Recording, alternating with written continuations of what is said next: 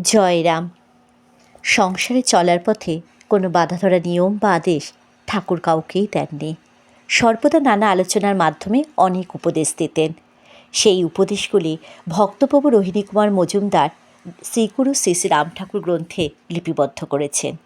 কোনো কঠিন সমস্যায় চিন্তান্বিত হয়ে পড়লে ঠাকুর গল্পচ্ছলে উপদেশ দিয়ে চিন্তা দূর করে দিতেন। গুরু সম্পর্কে ঠাকুর বলেছেন, গুরুকে ভজন বা পূজা করলে সর্বদেবতাকেই পূজা করা হয় ও সর্বদেবতা তুষ্ট হন। গুরুর আশ্রয় নিয়ে সর্বদা থাকতে হয়। গুরুর কার্য সমালোচনা করার ক্ষমতা কাহারও নেই। গুরু ও নাম কোনো প্রভেদ নেই। গুরুর আদেশই একমাত্র আদেশ। গুরু সর্বজ্ঞ ও সর্বদর্শী। গুরুতীর্থ কৈবল্যধামে গমন ও কামশ্রী কুণ্ডতে স্নান করলেই সর্বতীর্থের ফল লাভ হয়। গুরু কৃপায় সবই লাভ হয়। গুরুর আদেশ গুরুই দেন, অন্যে তাহা দিতেই পারেন না।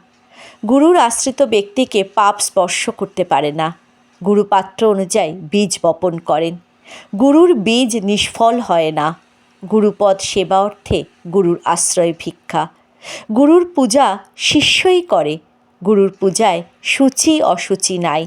প্রত্যেক অণু পরমাণু গুরুরই অংশ।